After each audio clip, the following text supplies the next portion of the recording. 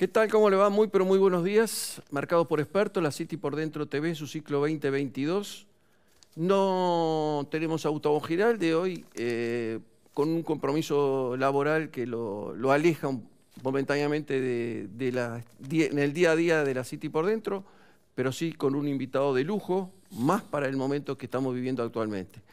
Estamos junto a Rodolfo Adráñez, fundador y presidente de la ONG Bitcoin Argentina. Rodolfo, muy, pero muy buenos días. Muy buenos días, gracias por invitarme. A ver, cuando empezamos a tratar de buscar información con respecto al invitado, es fácil encontrarla la tuya. Está por todos lados. Pero para quien empieza a hurgar en eso, se encuentra con que en el año 2000 creaste el dominio bitcoin.com. Sí. Y realmente me llamó la atención porque Bitcoin aparece 9 años después, realmente como lo que es hoy. Entonces la pregunta es, ¿qué se te ocurrió, qué se te pasó por la cabeza en ese momento de crear bitcoin.com? A ver, en la era de las .com, ¿sí? Del 96, 97 al 2002, 2001, yo quería estar dentro del mundillo de los que desarrollan sus .coms. Y desarrolló un proyecto, un plan de negocios que se llamaba Bitcoin World Wide Web eCash, ¿sí? Y era una especie de programa de fidelización multimarca donde uno iba acumulando bitcoins y esos tenían un valor para poder gastarlos donde uno quisiera. Claramente nada parecido a lo que es hoy el modelo de Bitcoin actual. Pero ¿no? el nombre Bitcoin, Pero surge? el nombre surge porque Bit es la unidad más pequeña en el mundillo digital y coin porque era una acumulación monetaria de lo que ibas a poder pagar. Entonces es un nombre que hace sentido y que afortunadamente a la persona que creó finalmente Bitcoin le hizo el mismo sentido que a mí y entonces es como que es muy gracioso porque yo es el único dominio, yo tuve como tres dominios en mi vida y este es el único que mantuve y mantuve pagando, digamos. Y la verdad era como un ticket de la lotería, porque Sí, la verdad sí. es que... Tuviste varias ofertas durante muchos años hasta que... La verdad es que no. ¿No? Recién me empezaron a aparecer ofertas en el 2010, cuando empezó a surgir Bitcoin como moneda, que en el 2009 nace.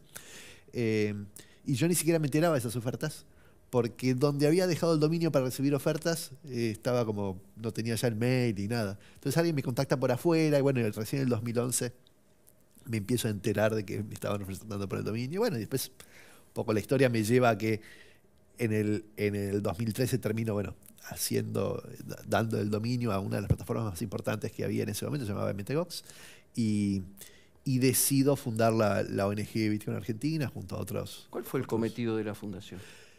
De la ONG. La verdad, cuando uno se mete en este espacio, el espacio te cambia. Es como que empezás a entender distinto un montón de cosas. Empezás a entender distinto sobre verdad. O sea, Bitcoin es un modelo muy transparente, extremadamente transparente. Entonces, empezás a entender la confianza, la verdad, el poder, porque el dinero es poder. Empezás a entender un montón de conceptos que te cambian la forma de entender muchas cosas, la vida.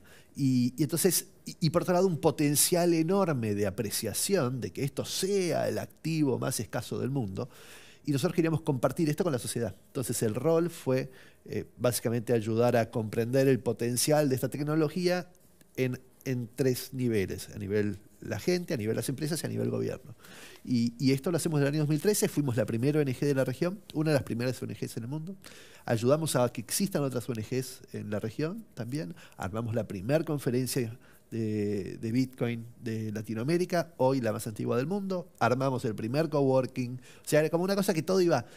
Ayudamos a la gente, una vez que el camino para ayudarlos es darles gran contenido internacional. Quieren emprender, hagamos un espacio donde puedan emprender, que era el coworking, ¿sí?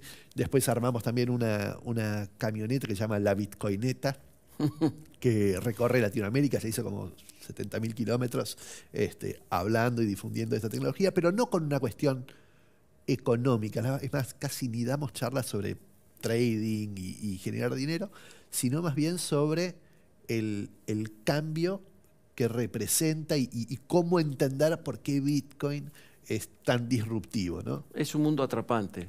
No sé si nos dará el tiempo hoy, pero sí lo vamos a hacer en el futuro. Seguramente vamos a hablar un poco más de esto. Lo tangencial, lo que mueve esta charla básicamente es lo que ha pasado con las criptomonedas en la semana pasada. ¿Sí? Sí. Vos hacés así con el dedito, pero fue así en parte. Y Porque eso voy fue más atrás. Sí, eso fue un poquito o mucho de lo que causó impresión en la gente, ¿no? No solamente en aquellos que estaban metidos dentro de esto o que están metidos dentro de esto, sino aquellos que también son que descreen de las criptomonedas y les sirve como para impulsar la crítica. ¿Qué sentís vos desde ese punto de vista? Y en un momento, en un comentario, vos dijiste, hay dos miradas respecto a eso. Sí.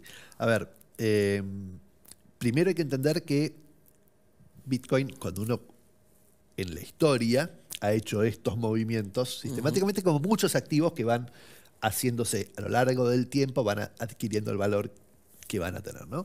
El petróleo también hizo así, o sea, Sí, hasta que sí. el activo se convierte en ese activo confiable, qué sé yo, tiene sus ciclos. Pero yo estoy, como te cuento, desde el 2011, sí, 2013, y he vivido muchos de estos ciclos, ¿sí? De 30 a 2, de 2 a 160, a 266, a 1200, a 72, digo, muchísimas de estas movidas, subidas y bajadas.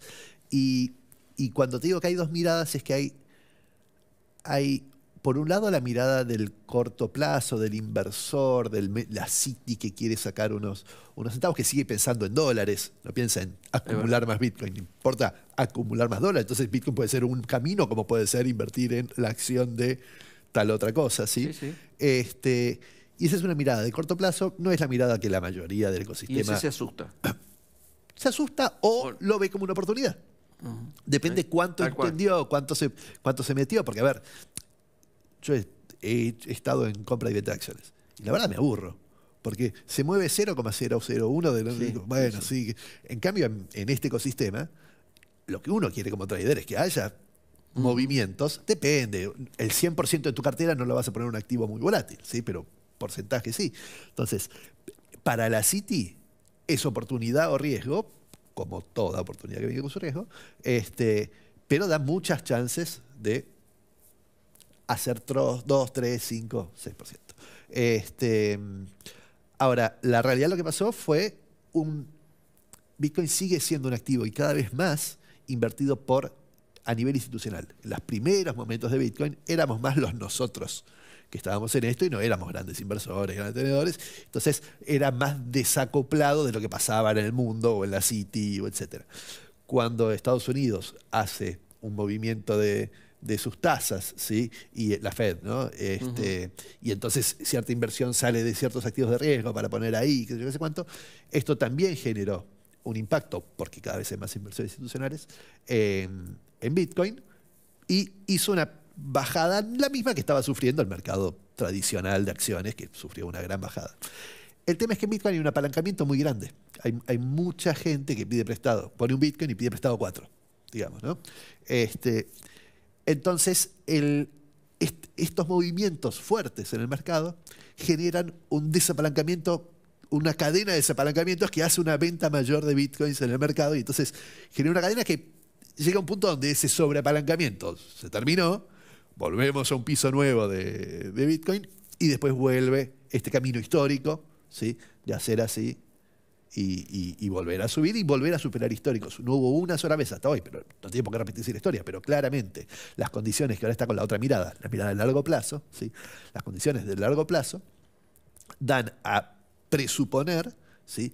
Que esto no solo va a superar de vuelta sus históricos, sino que el mundo está caminando hacia esto, no hacia el dinero digital, porque el dinero digital es pagar con la tarjeta de crédito, sigue siendo digital, sino hacia un modelo donde los estados van a seguir emitiendo libremente, ¿sí? Y van a seguir manipulando la emisión monetaria, como hizo Estados Unidos en el último periodo. O sea, Estados Unidos viene de una inflación, pero porque ha dado a la maquinita cuando creíamos que ya no lo iba a hacer, ¿sí? y van a seguir prohibiendo que uno le pueda mandar plata a Rusia o a un país. Digo, todas estas cosas de limitaciones que tiene el sistema tradicional, que Bitcoin todo esto lo ignora. ¿Sí? No existe la posibilidad de darle a la maquinita libremente, no existe la posibilidad de bloquear una transacción, no existe la posibilidad. Entonces, es el activo más con certeza de escasez, ¿sí? Más poderoso del mundo. O sea, la mayor certeza de escasez que se tiene es la de Bitcoin. Y por otro lado es el más libre de todos los activos monetarios.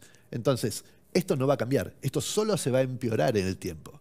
Las monedas van a ser cada vez más manipuladas, ¿sí? Las limitaciones van a ser más fuertes, sobre todo si las monedas son digitales y pueden meterle limitaciones digitales, pero el Bitcoin es ajeno a eso. Entonces es el único activo que cumple con las condiciones de libertad, de escasez, ¿sí? Y bueno, como todo activo, fácil de transmitir, dividir, o sea, cumple con todas las condiciones de una buena moneda, ¿sí? Divisible, transferible, inmanipulable, infalsificable, etcétera.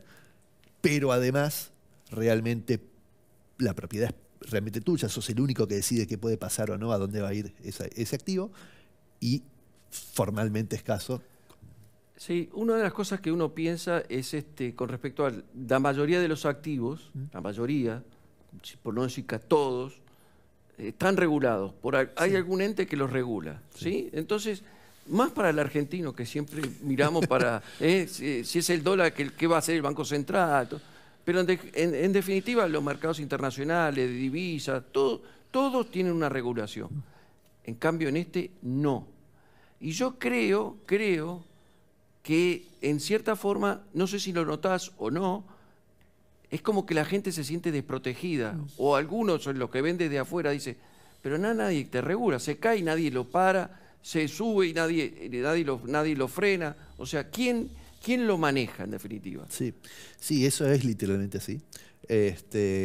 Yo te diría que quizás hoy todavía no es un activo para todo el mundo, todavía sigue siendo muy volátil, todavía es como que el que entra tiene un montón de responsabilidad propia y no se la puede delegar a que el Estado lo cuide.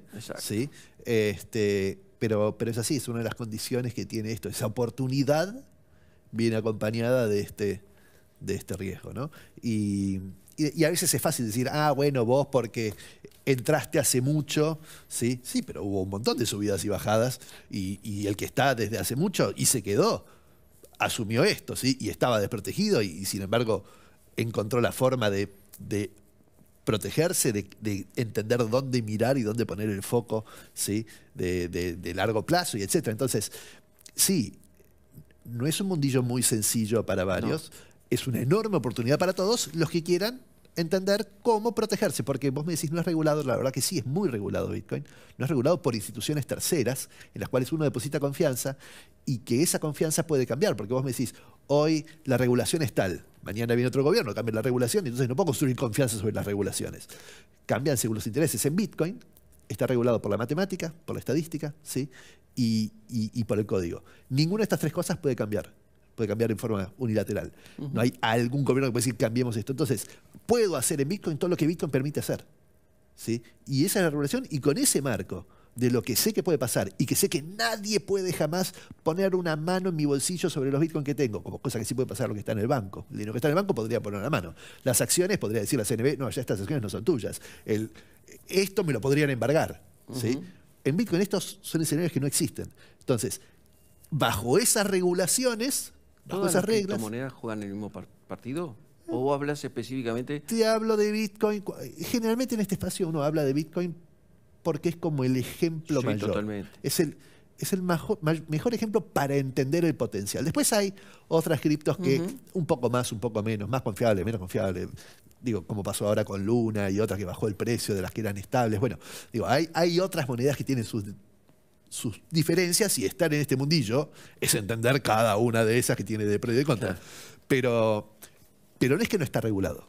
Está regulado no por el hombre, sino básicamente por reglas matemáticas, por un código que es básicamente extremadamente difícil de cambiar en forma unilateral, ¿no? Entonces necesita el consenso de todas las partes. Que la CNB quiera cambiar algo no necesita tu consenso. Que el gobierno quiera cambiar la emisión monetaria no necesita tu consenso. No, es arbitrariamente. Sí, o sea, lo deciden. Por cambio de rey, o sea, cambia la ley y cambia el rey cambia la ley. Totalmente. En Bitcoin, o en muchas de las criptomonedas, esto no es así. La única forma que haya un cambio debería ser que todos se alineen para que ese cambio suceda. Y nadie va a cambiar las hipótesis de confianza y de valor de esa moneda. Nadie va a decir, bueno, ahora en vez de 21 millones que haya 42. No, porque entonces se destruye la confianza, entonces se destruye el valor y desaparece. Bueno, este tipo de cosas son... Hablaste de cambiar y vos en un comentario, y lo dijiste ahora al pasar, el Bitcoin cambia a las personas. Sí. ¿A qué apuntas con eso? Porque es una definición muy fuerte. ¿Cambia a las personas? Es difícil de entenderla si uno no lo vive y si uno no hace el proceso de bitcoinizar. Pero te cambia en muchas formas. O sea, empezás a entender la confianza de otra forma. O sea, empezás a entender el poder de otra forma. Empezás a entender que nadie piensa sobre el por qué 100 vale 100. ¿Por qué un billete de 100 vale 100? Digo, la plata es la plata. ¿Sí? Eso te hace repensar de dónde surge el valor de las cosas. ¿Sí? Te hace repensar sobre qué está bien y qué está mal. Por ejemplo, los que estamos en Bitcoin desde hace mucho tiempo, éramos los tontos que no entendíamos nada, éramos los que estábamos equivocados. Te hace tener más confianza propia, ¿sí? Te hace entender que no porque al otro le parezca o el otro no lo entienda, lo que vos entendés y vos procesás y vos propiamente masticás y valorás, no puede ser válido. ¿Está bien? No porque, no sé, Elon Musk o tal otro. Entonces, te hace distinto, te hace confiar un poco más en vos, te hace... no, en Bitcoin todo es transparente. Yo puedo certificar una información, supongamos, cuando el gobierno publica las declaraciones juradas en la ciudad abierta, supongamos, de alguien, ¿sí? Yo no sé si lo que está viendo es la declaración jurada que subió ayer o la que había mandado a 2 años atrás y que no la debería haber modificado. Yo no lo sé. En Bitcoin, todas estas cosas hay certeza, uno no confía, valida, certifica, ¿sí? Todo es auditable. Entonces, esperamos eso, que vos me digas, sí, la plata que juntamos la vamos a gastar en. El Bitcoiner no cree en eso. El Bitcoiner construye su confianza sobre lo que ve y lo que puede auditar y puede trazar y puede certificar. Entonces, y las promesas, ya no confiamos en las promesas. Confiamos en lo que está escrito, en el papel, en el código, en lo que es inalterable. Entonces, te cambia, te hace pensar diferente sobre cómo construir confianza en un mundo cada vez más digital, en un mundo... Claro. Rodolfo, te hago 2 preguntas en una. La primera es, ¿dónde estamos parados los argentinos con respecto al mundo cripto? Muy bien parados. Muy bien parados.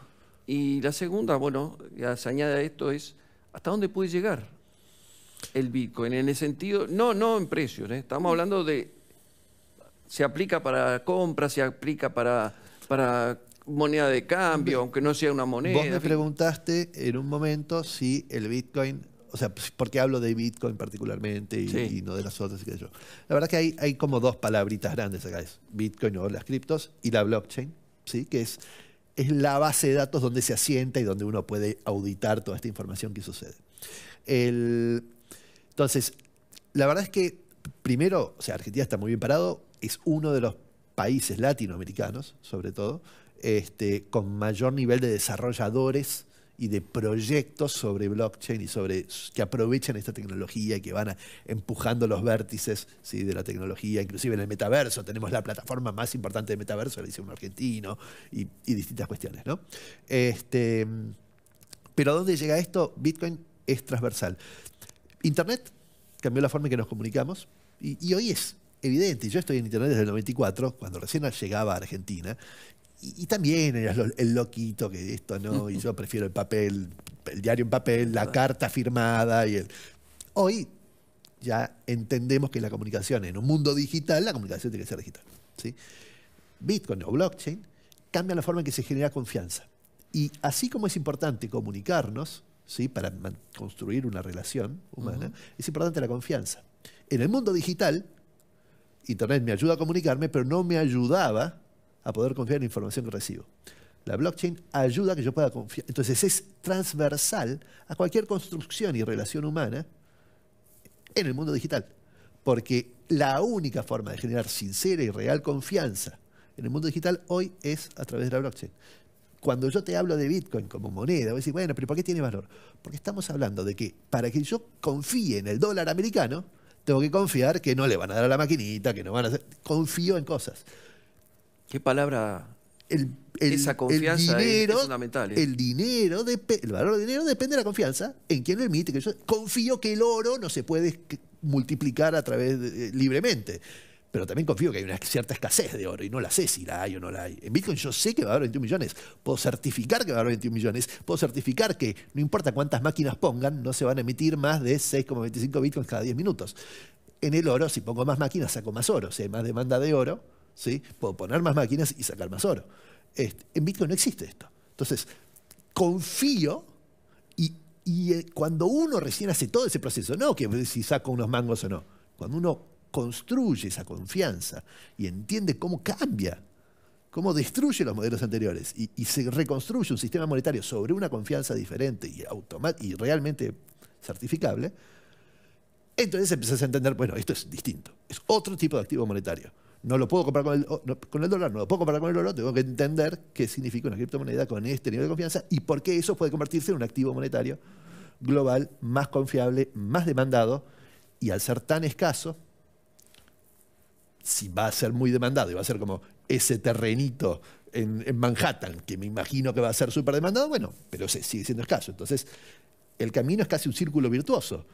La gente lo compra, lo guarda para el futuro, porque piensa que va a ser escaso, cada vez hay menos bitcoins en el mercado, cada vez, y es un círculo virtuoso. Es una proyección ilimitada que tiene el Bitcoin, de alguna manera. A ver, si se convierte en la reserva de valor más importante, casi todo el valor puede... ¿Vos asegurarías que va camino a eso? Yo estoy convencido de que va a ser la mejor reserva de valor, sí. Sí, monetaria, ¿no? Sí. Rodolfo, ha sido un gusto, realmente. Se nos fue volando el tiempo. Como decíamos al principio, no va a ser la primera vez que esté con nosotros porque quedan muchas cosas para hablar, sobre todo de la fundación, de la ONG, de todo esto que creaste. Me interesa muchísimo porque es un mundo atrapante. Y bueno, sos un descubridor de este mundo, de alguna manera. Bueno, pronto, en noviembre, viene esta gran conferencia internacional. Que es ¿Dónde es? La Bitcoin va a ser en Costa Salguero, 11, 12 y 13 de noviembre. Aparte es muy divertida, muy...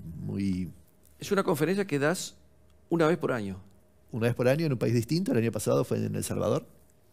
Que se hizo todo este anuncio del presidente Nayib Bukele. Y este año, como son los 10 años, festejamos con bombo y platillo y somos la más antigua del mundo. No hay ninguna otra conferencia Bitcoin que haya sostenido tanto tiempo. Gran satisfacción. Muchísimas gracias por estar acá junto a nosotros. Con ustedes nos encontramos el próximo viernes con mucho más La City por dentro, seguramente ya con Gustavo Giralde, liberado de la parte laboral que lo retuvo hoy. Y que tengan una muy, pero muy buena semana. Chao.